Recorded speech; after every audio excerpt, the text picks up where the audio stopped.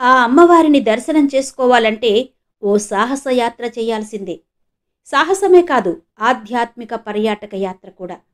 అడవిదారుల్లో సెలయేరుల మధ్యలో చెంచు జాతుల ఆటవికులను చూస్తూ వెళ్లే ఆ యాత్ర ఒక సాహస, అద్భుత ఆధ్యాత్మిక పర్యాటక యాత్ర.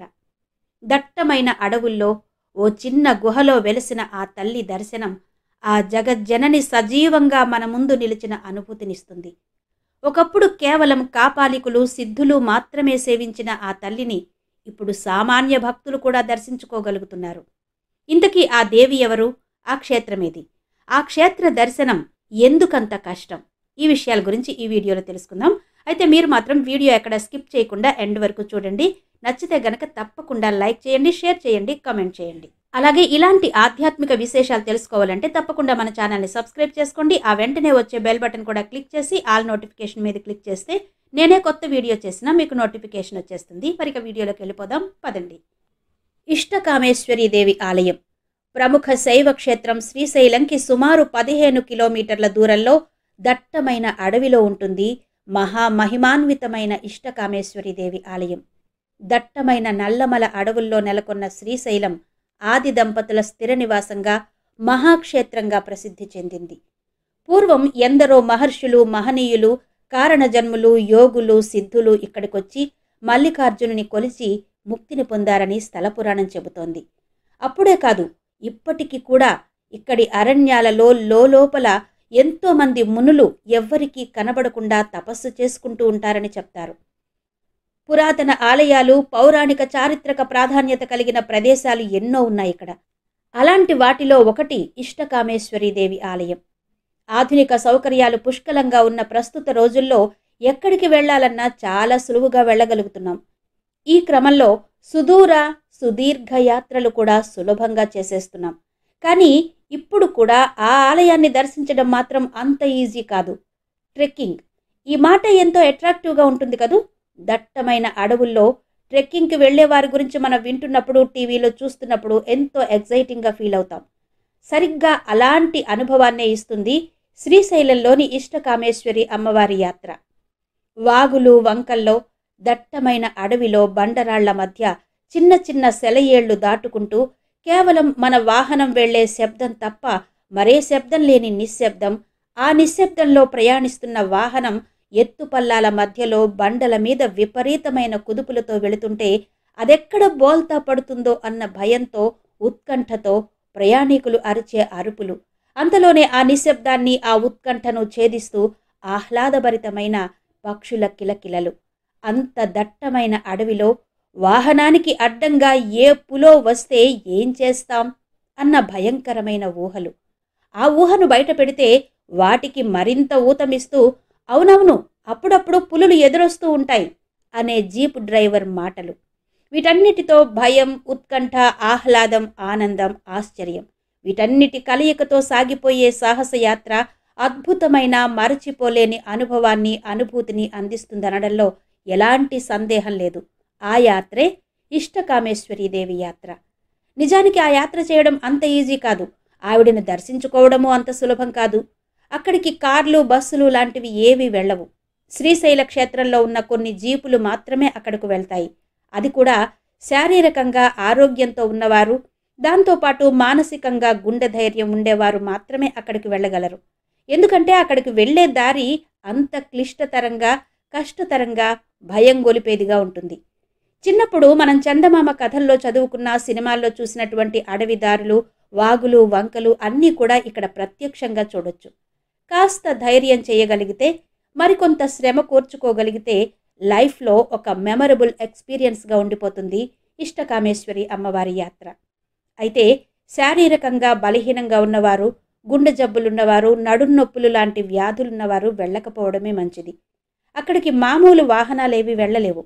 శ్రీశైలం క్షేత్రంలో నంది సర్కిల్ నుంచి బయలుదేరే జీపుల్లో మాత్రమే ఇష్టకామేశ్వరీ దేవి యాత్ర చేయాల్సి ఉంటుంది. ఒక 5-6 ఏళ్ల క్రితం జీపుల్లో వెళ్లడానికి మనిషికి 800 నుంచి 1000 రూపాయల వరకు ఛార్జ్ చేసేవారు. బహుశా ఇప్పుడు కొంతవరకు పెరిగి ఉండొచ్చు ఈ ఛార్జ్. డోర్నాల్ మార్గంలో దాదాపు 12 కిలోమీటర్లు ప్రయాణం చేసిన తర్వాత ఒక అటవీ మార్గం కనిపిస్తుంది. అక్కడ ఫారెస్ట్ అధికారుల అనుమతితో జీపులు లోపలికి వెళతాయి. పెద్ద పెద్ద రాళ్లతో, గోతులతో ఎత్తైన గుట్టలతో భయం భయంగా సాగుతుంది ప్రయాణమంతా. ఇంత కష్టపడి 10 కిలోమీటర్ల ముందుకు వెళితే ఇష్టకామేశ్వరి బేస్ క్యాంప్ వస్తుంది. అక్కడ జీపులు నిలిపేస్తారు. అక్కడి నుంచి వాగులు, సెలయేళ్లు, అడవిలో కొంత దూరం నడుచుకుంటూ వెళితే అప్పుడు ఒక గుహలో అమ్మవారు మనకు దర్శనమిస్తుంది.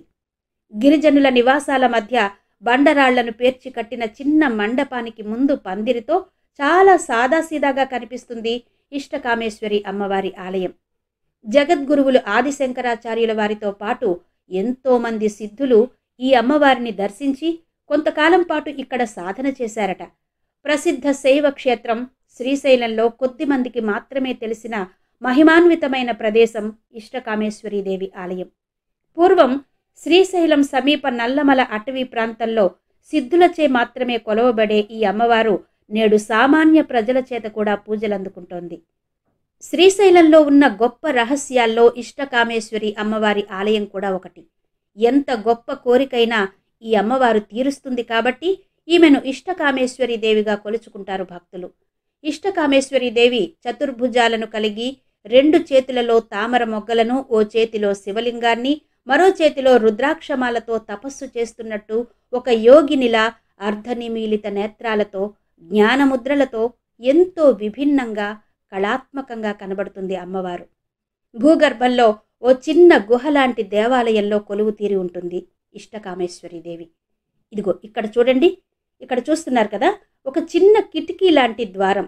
అందులో నుంచే ఒక్కొక్కరుగా మోకాళ్ల మీద కూర్చుని గుహలోకి దూరి అమ్మవారిని దర్శనం చేసుకోవలసి ఉంటుంది. గర్భగుడిలో 4 కూర్చోవడానికి మాత్రమే స్థలం ఉంటుంది. అందుకే ఒకసారికి 4 మాత్రమే లోపలికి పంపిస్తారు. ఆ వెళ్ళిన వారు అమ్మవారిని దర్శనం చేసుకుని తిరిగి వచ్చిన తర్వాత మళ్ళీ మరికొంతమంది అంటే ఓ 4-5 మాత్రం లోపలికి పంపిస్తారు. ఇష్టకామేశ్వరి అమ్మవారికి పెరుగన్నం, పొంగలి నివేదనగా సమర్పిస్తారు. శ్రీశైలంలో మల్లికార్జున స్వామి, భ్రమరాంబాదేవి వెలసిన సమయంలోనే ఇష్టకామేశ్వరి అమ్మవారు కూడా ఇక్కడ వెలిసిందని పూజారులు చెప్తారు.